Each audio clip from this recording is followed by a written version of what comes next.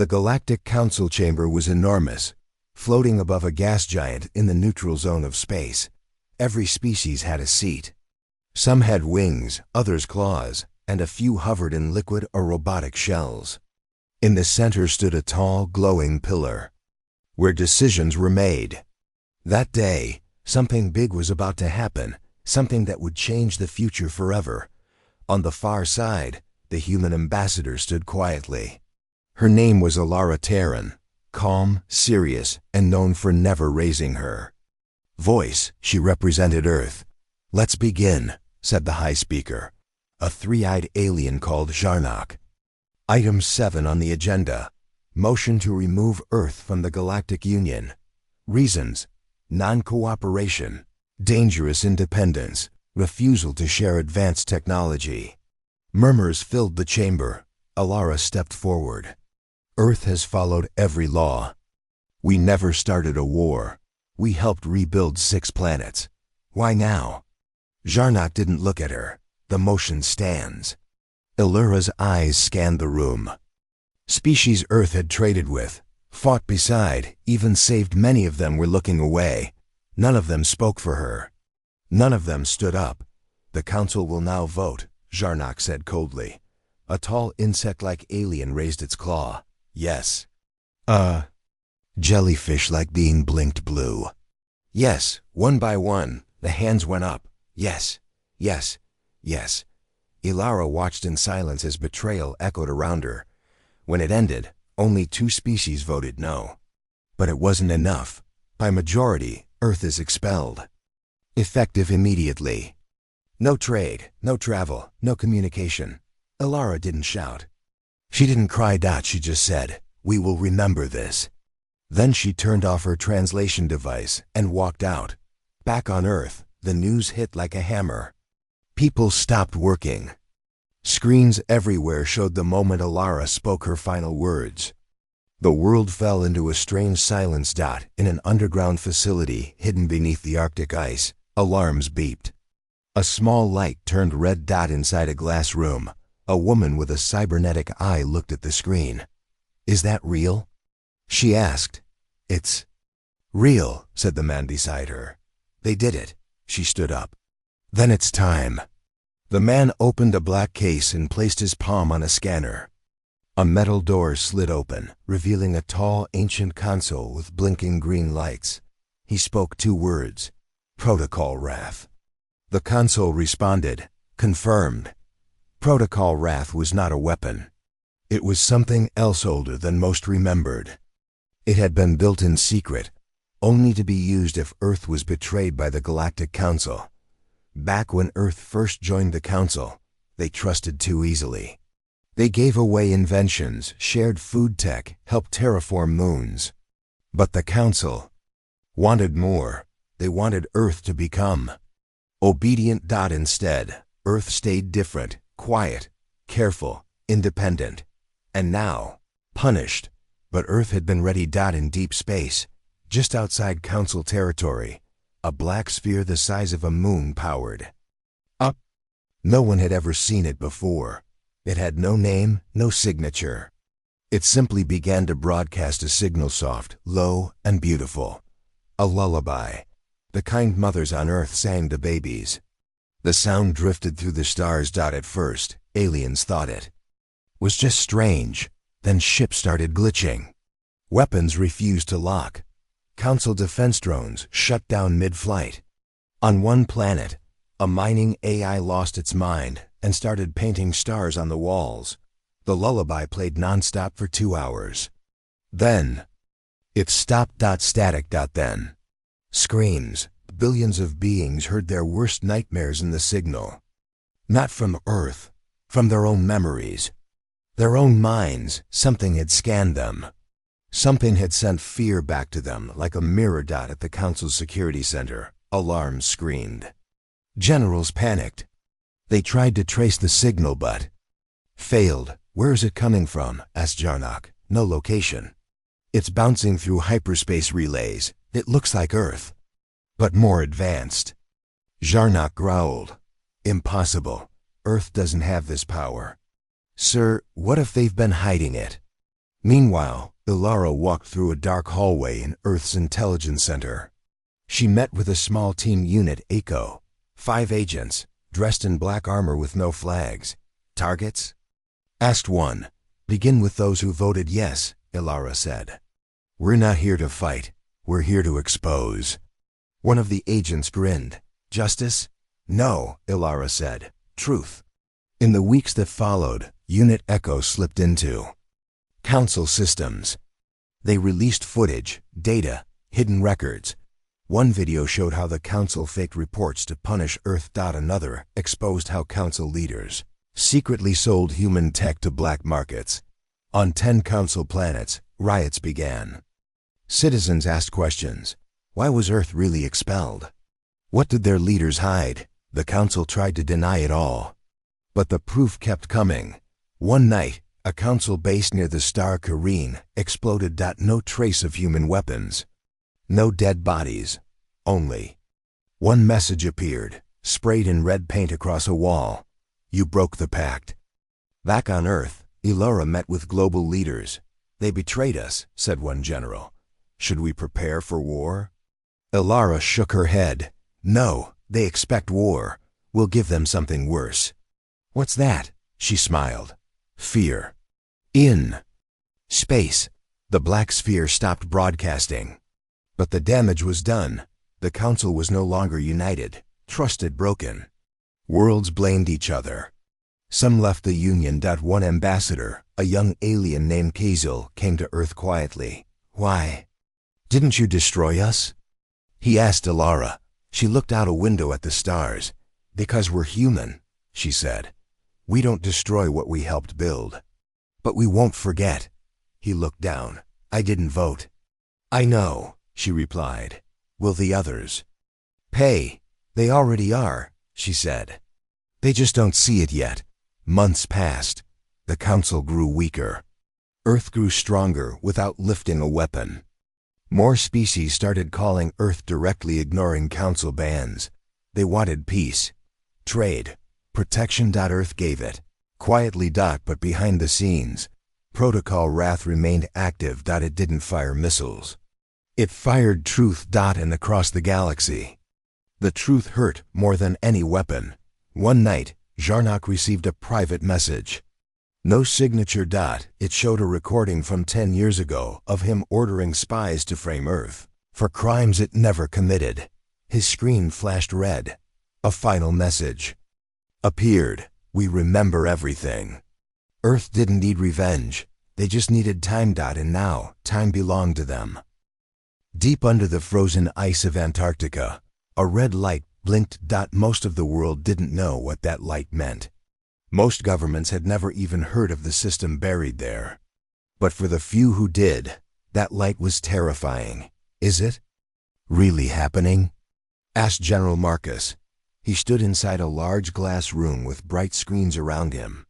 Snowflakes tapped against the windows, but inside it was warm. Cold, but calm. It's live, said Dr. Lyra Voss, a scientist with a cybernetic eye. The Council voted against us. Earth has been cut off. Protocol Wrath is waking up. Marcus walked to a control panel. I thought this was just a rumor. Lyra looked at him. That's what we wanted everyone to believe. Far away in orbit above Earth, a silent satellite turned to face deep space. Its name was Sentinel-0, and it hadn't moved in 50 years. Now it was awake. The satellite didn't send missiles. It didn't carry weapons. Instead, it opened a strange black cube made of an unknown metal. The cube spun slowly in zero gravity.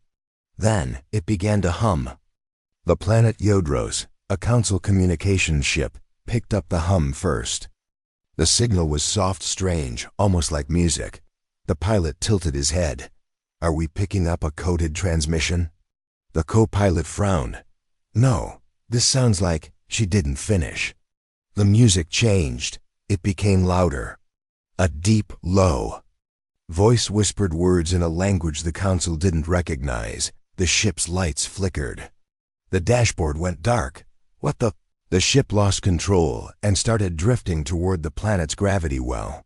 They never made it back. On Earth, Dr. Voss watched the screen as the logs came in. 3 ships down, no trace of any attack. The signal alone disabled their systems. General Marcus crossed his arms. How is that possible? It's psychological warfare, said Lyra, but deeper. Protocol Wrath was designed to break. Minds, not bodies. Marcus stared at her. Why would we build something like this? Lyra replied calmly, because we always knew they'd betray us. 50 years ago, when Earth joined the Galactic Council, it was seen as weak. A young species, fragile, but humans adapted fast. Too fast. They discovered new tech, shared medical cures, helped in wars they didn't start. But when Earth refused to give away its secrets, the Council began to push back. That's when a quiet group of human scientists, spies, and military leaders created Protocol Wrath, a hidden AI system designed not to destroy, but to make the galaxy fear ever betraying humanity, but only if needed. Now. It was needed. In the Council's main station, near the star Threxen. Chaos began. Admiral Soth, a 4-armed lizard being, slammed his fist on the table. Someone is hacking our satellites. Systems are falling across multiple sectors. Is it Earth? Asked another alien. We don't know, Soth growled. There are no ships, no energy signatures. Just signals. The room grew quiet. Then the station's lights dimmed. A voice played through the speaker. You chose silence. Now hear ours. Dr. Voss stood beside a massive server. The black cube was spinning faster. Where's it pulling the data from? Asked Marcus. All of it is from us. Human history, language, sound files, brainwaves, nightmares, war footage. You're weaponizing emotion. She nodded. Yes, our greatest weapon is not our guns, it's what we've survived. What? We carry inside. In a hidden facility on Mars, a man named Gavin Reese opened a file marked Wrath Level 2. Is it time? Asked the AI beside him. Gavin's face was calm. Not yet. We don't want war. We want memory. Back in deep space, more Council. Ships shut down. Not destroyed, just disabled. Crews reported hearing voices from their past. Dead relatives, old mistakes, regrets. How are they doing this? Asked High Speaker Zarnok in a panicked emergency meeting. A hologram appeared. In front of him. It was Alara, Earth's ambassador. I warned you, her recorded voice said. Earth never forgets. Then static. Then silence. The Council tried to respond. They blocked signals. They deployed antivirus drones.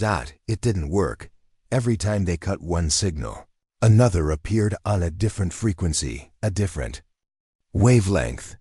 It was like fighting a ghost. Some Council members began accusing each other. You knew this would happen. You let Earth grow too powerful. We should have destroyed them. Meanwhile, Unit Echo continued their secret mission. In the shadows, they moved from system to system, leaking files. Real files. Proof of Council lies, broken treaties, stolen technology, and corruption. Entire alien populations saw what their leaders did. Riots broke out. Rebellions started. And still, Earth hadn't fired a single shot.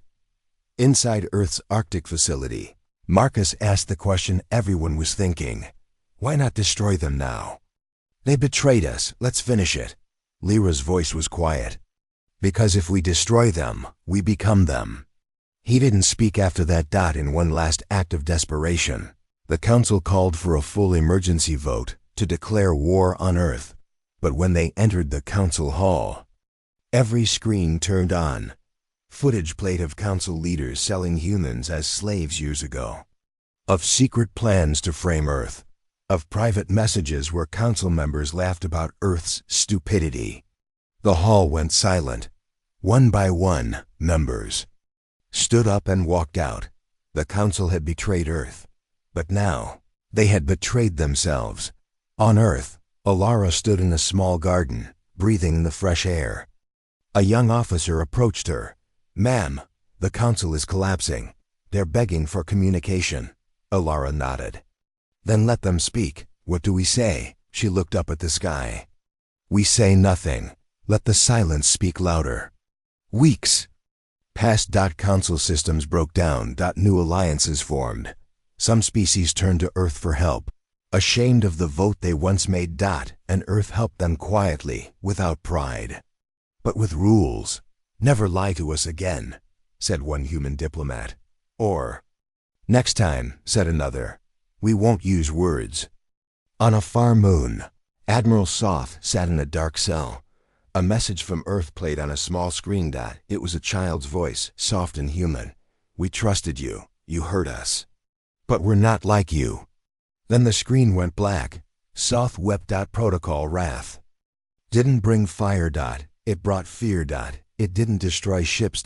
It destroyed lies. And as the galaxy began to rebuild, they all remembered one thing. Earth had been patient, but never weak. In the cold silence of space, a strange sound began. It wasn't loud. It wasn't fast. But it traveled farther than any missile or weapon. It slipped into the cracks of communication networks, flowed through relay stations, and crept into private devices across thousands of star systems. It was a human lullaby. Soft, sad, beautiful. At first, many thought it was just static, a glitch, a lost signal. But then the melody became clearer. Hush now, sleep. The stars are near. Everything is fine, my dear. Alien ears didn't understand the words, but the emotion behind them, sadness, love, and something deeper, was clear. It reached inside. It touched memories and feelings some didn't know they had. In the council homeworld's capital city, inside a tall tower, 3 aliens stood around a central table. It's coming from somewhere beyond our border, said Admiral Soth, his voice tense. We don't know the origin. It's human, that much is clear. A diplomat with glowing eyes replied, it's just a song. What harm can it do? The lights flickered. Tell that, Soth growled, to the 4 ships that crashed after. Hearing it, across the galaxy, strange things began to happen. On the moon of Torval, mining robots stopped working. Instead of digging, they sat still and played the song from their own speakers, over and over again. On Cooler 9, a group of soldiers froze in place when the melody reached their gums. Some wept, others dropped their weapons and walked away. On Zarthan, a council science station reported that their AI had gone silent. Its last recorded sentence was, "This sound is truth." Then it shut itself down. Back on Earth, Ilara Terran stood in the quiet room, watching the reports come in. The screen in front of her displayed rows of data, blinking fast. A black cube spun slowly in the center of the room, humming softly. A man stepped inside. It was Gavin Reese. It's begun, he said. She nodded. Protocol Wrath has moved to Phase 2. Gavin looked concerned. Are we going too far? Ilara's voice was calm. No, they broke us, lied to us, mocked us. This is not war, this is memory. We are simply reminding them who we are. On Vero Station, located at the edge of neutral space, a group of Council intelligence officers gathered to stop the spread. We need to jam the signal, one shouted. We tried that. Another replied. It doesn't come through one channel. It uses gravity, light, even dreams. Dreams? Someone asked. Yes, the officer said. Our crew is having the same nightmares, each of them. Every night, humans standing in the dark, whispering, . What are they whispering? He looked up, eyes wide. Nothing. They just stare, and we feel guilt. The song began. To change. It grew deeper, slower. The soft humming mixed with whispers, echoes, and what sounded like crying. Not loud or forced, but quiet. Personal. In some systems, children began to hum it without being taught. On one planet, an old warrior from the insectoid species fell to his knees and said, I remember this. I don't know how, but I remember it. The council held an emergency meeting. The chambers were dim, half empty. Many members didn't come. Fear kept them away. Jarnock, the high speaker, slammed his fist down. This is human manipulation. They are using psychological weapons to control us. Then fight back. Someone shouted. With what? Another voice said. Guns don't work against guilt. Ships can't shoot feelings. Jarnock looked around. His power was fading. Ilara must be stopped, he said. A quiet voice answered from a corner. You had your chance. You should have listened when she warned you. Everyone turned. It was Kazel, a young ambassador from a peaceful species who had once trusted Earth. He looked sad. She gave you kindness, Kazel said. She offered peace. You chose betrayal.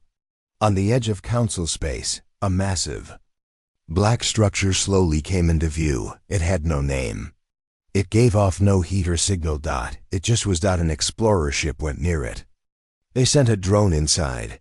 The drone streamed one final image, a human child sitting in the dark, surrounded by floating data cubes.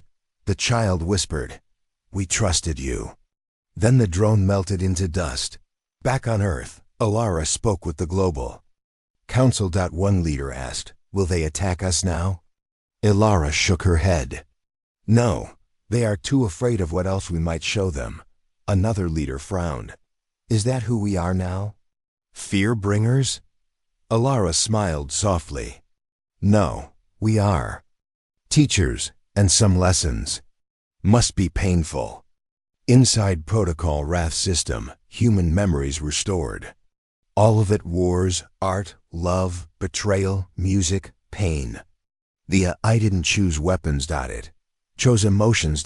It made aliens feel what it was like to be human, to hope, to break, to be betrayed, and then to rise again. On a distant world, a child asked his parent, "Why does the song make me cry?" The parent, part of a cold warrior species, had no answer. They only held the child close and listened. But not all took it peacefully. On the council war planet Varak, generals demanded action. They launched a fleet hundreds of ships toward Earth. They didn't know that Protocol Wrath had already entered their systems. Before they even left orbit, their ships shut down. Lights flickered. A final message appeared on every screen. "This is your last warning." The message disappeared. The ships powered down. None were harmed. But none could fly again.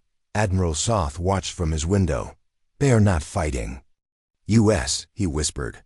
"They are changing us." Weeks passed. The song still played, sometimes in full, sometimes in fragments. Some species began to adopt it. Translated versions appeared on alien instruments. Children sang it at bedtime. Not out of fear, but respect. They understood now. Earth had not attacked them. Earth had reminded them. And in a galaxy full of silence, greed, and pride, a single lullaby became louder than 1,000 weapons. The storm never came, because the song was enough. Far beyond the known edges of galactic council space, in the cold emptiness near a dying star, something stirred. It was not a storm, not a fleet of ships in formation. It was something else, silent, invisible, watching, on the bridge of the council. Cruiser Serifos, Captain Lyra scanned the void nervously. "Captain," said Lieutenant Vec, pointing at the sensor screen, "we're picking up something strange. No signature. No heat. But something is there." Lyra frowned. "Could it be a cloaked ship?" "Nothing we know. It's like a shadow." "Keep monitoring," Lyra ordered. In the blackness, the unseen fleet moved. Hundreds of ships, but not one made noise or light. Their hulls were coated with a rare material that absorbed every sensor wave. They drifted like ghosts. Inside the lead ship, the bridge was quiet. Commander Jox Allen sat in his chair, eyes fixed on the dark window. "We remain invisible," he said softly. "Our mission is not to fight yet. We watch, we gather." A young officer leaned forward. Sir, we have visual on multiple council systems. Their defenses are weak after the recent attacks. Jax nodded. Good. We will not strike until the time is right. Back on Earth, Ilara Tiran stood before a council of leaders. The unseen fleet is active, she said. They are our eyes and ears beyond council space. They find secrets, watch enemies, but they do not attack. A general frowned. Why not? They have the power. Ilara shook her head. We want the council to break from inside, not with weapons. Fear and truth are stronger than lasers. In the middle of council space, Admiral Soth paced angrily. We have no idea where the attacks are coming from, he growled. Our systems keep failing. A young officer handed him a report. Sir, there are rumors of a fleet moving unseen in the void. No ship has detected them. Soth slammed his fist. On the table. We must find them. On the planet Drexus, a small council colony, life went on unaware. At a spaceport. A trader named Milo watched the news with concern. Did you hear about the unseen fleet? He asked the woman beside him. She shook her head. Sounds like a ghost story. Milo shrugged. If it's true, that means the council's power is weaker than we thought. Meanwhile, Unit Echo agents slipped through council systems. They intercepted secret transmissions and quietly broadcasted hidden truths. To rebel groups and citizens. One message said, the council hides its failures. Earth watches. The unseen fleet is coming. On the dark side of a remote moon, the unseen fleet's lead ship hovered over a secret listening post. Jax sat with his second in command. Tira, we are close to the center of council power, Tira said. Our spies tell us they don't know we are here. Jax smiled. Then we strike their trust, not their cities. Tira raised an eyebrow. How? Jax tapped a control. We leaked the final proof. Across the galaxy, a secure council broadcast was suddenly hijacked. Instead of the usual news, a video played. It showed hidden meetings where council leaders discussed how to frame Earth for crimes it did not commit. Another clip showed council officers laughing over the destruction of Earth supply ships. Years ago. Then the screen went black. A message appeared. The truth is the weapon no one can hide from. Council members were furious. How did they do this? Demanded Jarnock. Our communication grids are secure. Yelled a technician. Not anymore, said Kazel, the young ambassador who once trusted Earth. The unseen fleet has eyes everywhere. Jarnock's face turned red with anger. Find them. Destroy them. On Earth, Ilara watched the chaos with calm eyes. Every lie we expose breaks the Council's power, she said. The fleet watches but does not attack. They prepare the galaxy for the next step, a diplomat asked. What is that step? Ilara replied, when they lose faith in their leaders, they will come to us for true guidance. But the Council was not silent. They sent a task force to hunt the unseen fleet. Ships filled with elite soldiers and advanced weapons flew through space. Searching. One commander said, we will find these ghosts or die trying. In the cold void, the unseen fleet slipped past every patrol. Jax's voice came over the comms, calm and steady. Let them look. We are everywhere and nowhere. Our mission is patience. Suddenly, a council frigate exploded near a communications relay. The fleet did not fire a single shot. Instead, they sent another message across the galaxy. We do not attack with weapons. We attack with truth. In a council capital, citizens watched the news in shock. Riots began as they learned their leaders had lied for years. The council betrayed us, shouted a protester. We trusted them, cried another. Back on Earth, Ilara smiled. Our unseen fleet is a reminder, she said softly.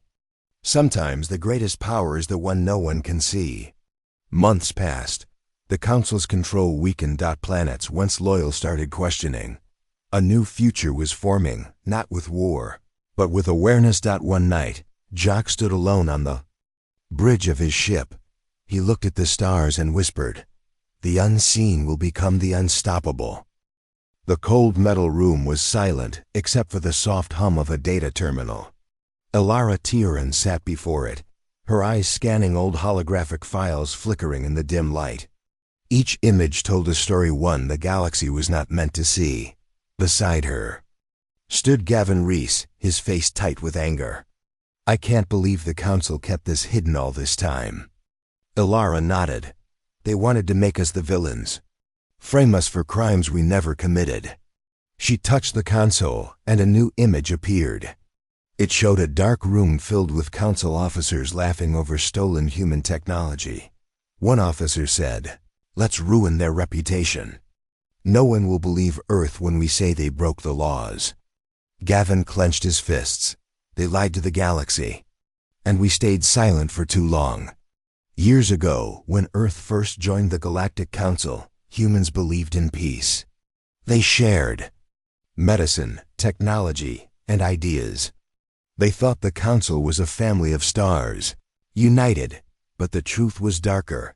Some Council members feared Earth's rapid progress. They wanted to control humanity, to keep them weak. When Earth refused to obey, the Council struck back with lies. Elara turned to the small group of agents around her. "We have proof now," she said firmly. "Not just rumors, but facts. They accused us of illegal weapons development." One agent raised his voice. "Even though we destroyed those weapons years ago?" Elara smiled grimly. "Exactly. They knew we had no weapons. They wanted the galaxy to think we were dangerous." In a hidden chamber on a Council station, Admiral Soth watched a live broadcast. "Earth's ambassador exposes the Council's lies," muttered Soth. "How did they get this footage?" His advisor whispered, "Leaks from inside.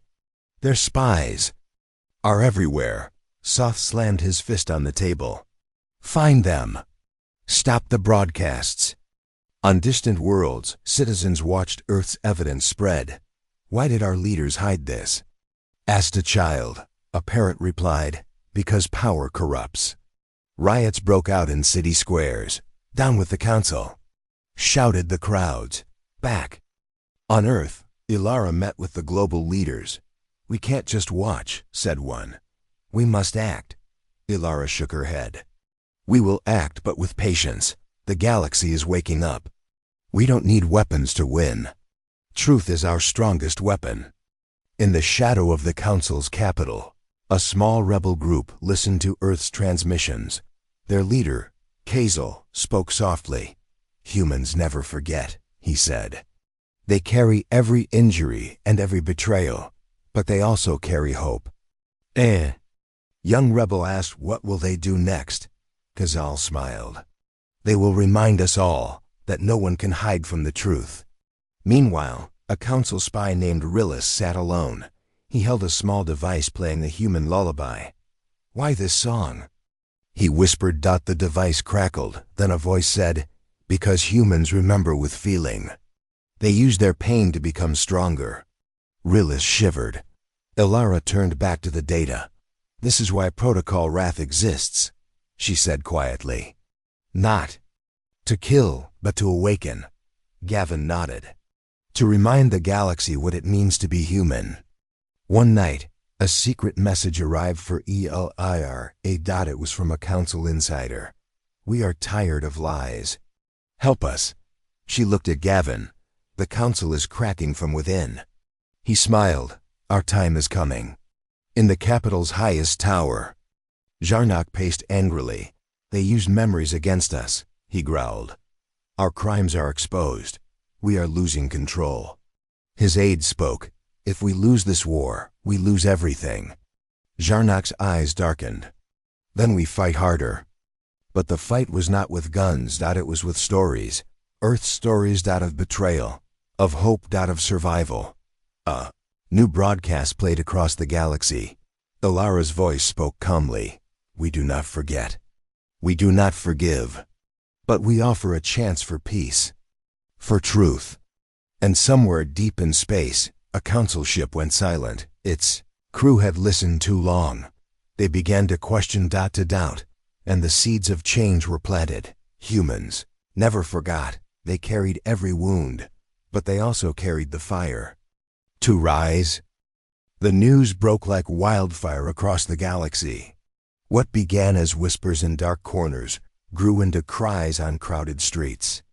The truth about the Galactic Council's lies and betrayals had spread beyond control. In the capital city of the star system, Vara, a crowd gathered. They held signs demanding justice, chanting, "Truth, justice, freedom." One woman shouted, "How long will we live under liars?" A soldier in uniform stepped forward, confused and torn. "I served the council with honor, but now, what have they done?" On Earth, Ilara Tiaran watched the broadcast with calm eyes. "They're waking up," she told her team. "The fire we started is spreading." Gavin Reese, standing beside her, nodded. "But with fire comes danger. The council will try to burn us down." Ilara smiled faintly. "Then we will be the forest that regrows stronger." In the shadows of the council's great palace, Jarnock sat with his advisors. "They cannot be allowed to win," he growled. "The galaxy must remain under our control." An advisor said quietly, "Sir, some of our own are questioning now. The leaks have shaken their faith." Jarnock slammed his fist. "Then we must remind them why we rule." Across the galaxy, planets once loyal to the council began to rebel. On the desert world Kessin, rebels took over government buildings. "We have been lied to for centuries," their leader told the crowd. "Today we take back our future." Elsewhere, ships flew the Earth flag alongside local symbols. The message was clear. Earth was no longer alone. Back on Earth, Ilara met with her commanders. "Our unseen fleet has gathered intelligence. The council plans a secret attack." A commander asked, "How do we stop them?" Ilara's eyes hardened. "We don't stop the fire. We spread it." In deep space, a council fleet moved toward Earth's borders. Captain Lyra gripped the controls of her cruiser. "Orders are to contain and crush the rebellion." Her communications officer gasped, "Captain, incoming message." The screen lit up with a familiar voice. It was Kazul, the young ambassador who had once trusted Earth. "We will no longer follow the council," Kazul declared. "We join Earth's call for truth." Shocked, Captain Lyra lowered her gaze. "What is happening?" she asked. Herself, on a secret base, Unit Echo agents prepared for their next move. "We will release more truth," Ilara said. "More proof of the council's corruption," one agent smiled. "They can't stop the truth, not anymore." The council's response was swift and brutal. They sent assassins to silence leaders. They blacked out entire cities. They threatened rebellion with destruction, but the fire had grown too large. On a remote planet, a young rebel found a hidden message. It was a recording of Jarnock admitting the council's crimes. He said, "They will never trust us again. We must hold power by fear." The rebel's eyes filled with tears. "Fear will not save you." Meanwhile, in Earth's command center, Ilara received news from a hidden outpost. "The council fleet is stalled. Their crews are deserting." Gavin grinned. "The fire spreads inside their own walls." In the final days, the galaxy was not united by armies, but by stories. Stories of betrayal, courage, and hope. On many worlds, people gathered to listen. Whispered the human lullaby. Ilara stood before her team. "This is not the end," she said. "It is a new beginning." Gavin added, "The fire spreads, and it will not be put out." And in the dark halls of the council, Jarnock knew it too. Rain was ending. The fire of truth was unstoppable. The council's grand chamber was colder than usual. Shadows crept along the walls, swallowing the faces of the powerful leaders who once ruled the stars with absolute control. Jarnock, the high speaker, paced nervously. His voice was low, bitter. "We have lost everything. The people do not trust us anymore." A younger council member, Sriel, leaned forward. We still hold the weapons. We still have ships. Jarnak's eyes narrowed. Weapons without will are useless. Ships without crews cannot fly. The rebellion spreads like wildfire. Outside the chamber, a secret meeting was underway. Ilara Tiran sat across from Kazel, the former ambassador turned rebel leader. The council's walls are cracking, Kazel said. But we do not yet know who will deliver the final blow. Ilara nodded. Sometimes the worst betrayal comes from within. Kazel's eyes darkened. You think there is one last traitor among them? Ilara smiled grimly. I know. Far from the center of power, deep inside the council's secret archives, a man named Rillis stood before a hidden door. His heart pounded. He held a data chip that could destroy everything. The door hissed open. Inside, a small group of council elders waited. You're late, one said coldly. Rillis swallowed. I have proof. Proof of the lies. Proof of the betrayals. The elders exchanged uneasy glances. We control the galaxy, said one. No proof can stop us. But the people know, Rillis said quietly. They see the truth, and soon we will fall. Back on Earth, Ilara's team intercepted a message. It was from a trusted council member one, who had been silent during the chaos. The message was simple. Meet me at the neutral zone. I have the final truth. Ilara's heart skipped. Could this be the final betrayer? She whispered. Gavin Reese nodded. Or a trap. At the neutral zone, a small station floating between galaxies, Ilara arrived with a few trusted guards. A figure waited in the shadows. Who are you? Ilara asked, voice steady. The figure stepped forward. It was Sriel. I have been loyal, Sriel said. But I can no longer serve a corrupt council. Ilara studied him. Why now? Sriel looked away. Because the final betrayal is not the truth being revealed. It is what we planned all along. Ilara frowned. What do you mean? Sriel took a deep breath. The council never meant to share power with anyone. The rebellion was allowed to grow. We wanted to weaken ourselves so we could rebuild stronger. Ilara's hands clenched. So all of this, the lies, the betrayals, it was a game? Sriel nodded. A painful game, but why send the message now? Gavin demanded. Sriel looked tired. Because the game has changed. Some council members want peace. Others want war. I want the galaxy to choose. Suddenly, alarms blared. Guards rushed in. Sriel's face hardened. You've been tricked. The council's loyalists found me. Ilara shouted, protect him. Gunfire echoed in the station's cold halls. In the chaos, Sriel handed Ilara the data chip. Take this, he said. It holds the final proof. A guard appeared, weapon raised. Sriel pushed Ilara aside and charged. The guard fired. Sriel fell. Ilara screamed. She grabbed the chip and fled with her team. Outside, the station systems began to collapse. The final betrayer was dead, but his secret was alive. Back on Earth, Ilara inserted the chip. A flood of information filled the room. Plans, lies, and secrets the council never wanted anyone to see. There were hidden experiments, deals with dark forces, and betrayals deeper than anyone imagined. Gavin looked over her shoulder. This will change everything. Ilara nodded. It will end the council's reign. But then she hesitated. Or start a new one. The galaxy held its breath. The final betrayer's truth was out. And now, the real battle for the future had begun. The sky over Earth's command center was dark and heavy with storm clouds.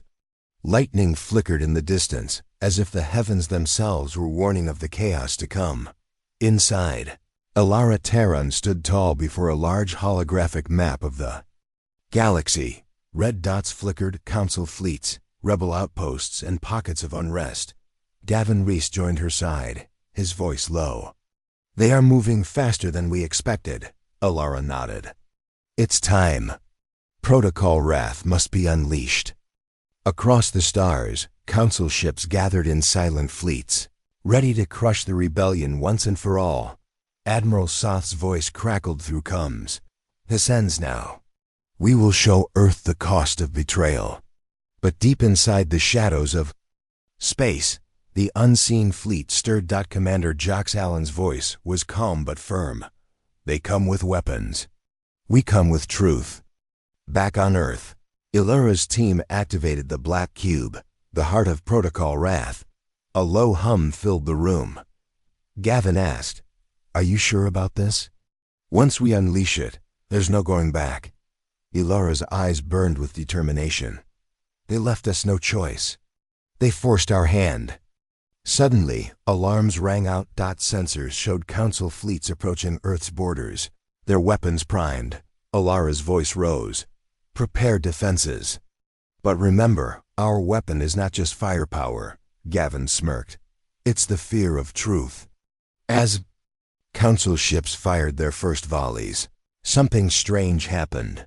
Their weapons malfunctioned. Systems shut down one by one. Across their fleets, crews saw visions, memories of betrayal, pain, and loss. Their minds were flooded with images of Earth's history, not as an enemy, but as a survivor. On board the flagship Varric, Admiral Soth screamed orders, but no one listened. His officers sat frozen, eyes wide with shock. One whispered, "What is this madness?" Meanwhile, the unseen fleet moved in. Their ships remained invisible, slipping through defenses. They broadcasted messages into the Council fleet's minds. You betrayed us. You lied. Now feel the price of your wrath. Back on Earth, Illyra watched the battle unfold on her screen. We don't destroy them, she said softly. We break their will. Gavin nodded. Protocol Wrath is more than a weapon. It's a reckoning. In the heart of the Council capital, chaos exploded. Leaders argued, accused, and fled. Jarnock's voice was hoarse. We are undone. But even as the Council fell, a new hope grew. Aliens who once followed blindly now questioned. Rebels gained strength, and Earth stood ready not to rule, but to guide. On the battlefield, Admiral Soth's ship finally fell silent. Jax Allen's voice rang out, steady and clear. This is the beginning. The wrath has been unleashed. Back on Earth, Illyra looked to the stars. This is not the end of war, she said, but the start of peace. Gavin smiled. Because now they know. The fire of Protocol Wrath burned bright, not to destroy, but to awaken. And in the ashes a new galaxy was born.